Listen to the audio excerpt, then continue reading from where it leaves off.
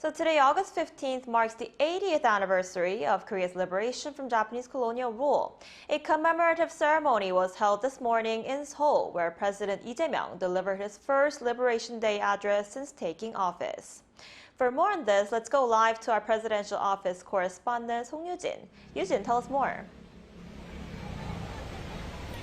Right, Eun-ji. So the ceremony you just mentioned ended about half an hour ago at the Sejong Center for the Performing Arts, which is right next to where our Arirang booth is at here at Gwanghwamun Square.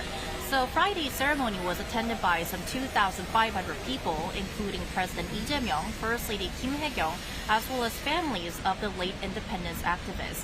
Now, as you mentioned, as this marks the very first Liberation Day since President Lee took office, all eyes were on what kind of message he will deliver in his customary presidential Liberation Day address. And just like his predecessors, the president used the occasion to honor and thank independence fighters while also laying on messages for North Korea and Japan. So first, on North Korea, the president reaffirmed his commitment for resuming peaceful dialogue. 남북 간 우발적 충돌 방지와 군사적 신뢰 구축을 위해 9.19 군사 합의를 선제적으로 그리고 단계적으로 복원해 나가겠습니다. 광복 80주년인 올해가 대립과 적대의 시대를 끝내고 평화 공존과 공동 성장의 한반도 새 시대를 함께 열어갈 적기라고 생각합니다.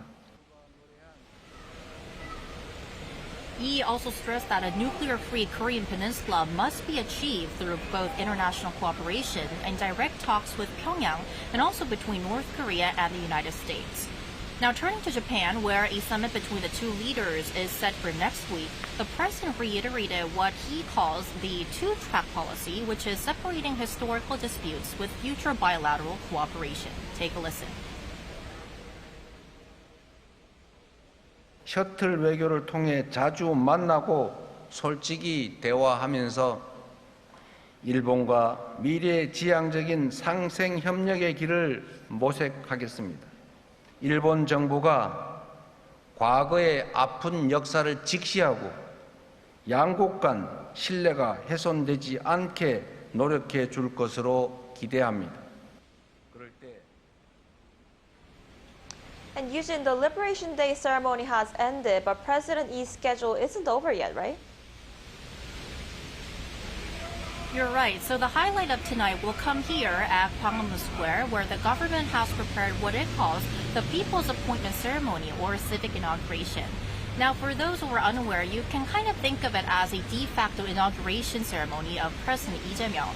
I want to remind you that the president started his term back in early June without a formal inauguration ceremony after winning a snap presidential election. So to give you a preview, the event will feature President Lee receiving symbolic letters of appointment from selected members of the public, which will be followed by his thank you address.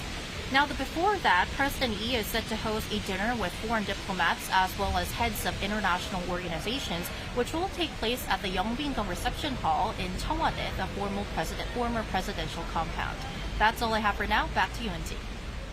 All right, that was our Song Yoo-jin live from Gwanghwamun Square. Thank you for that, Yoo-jin.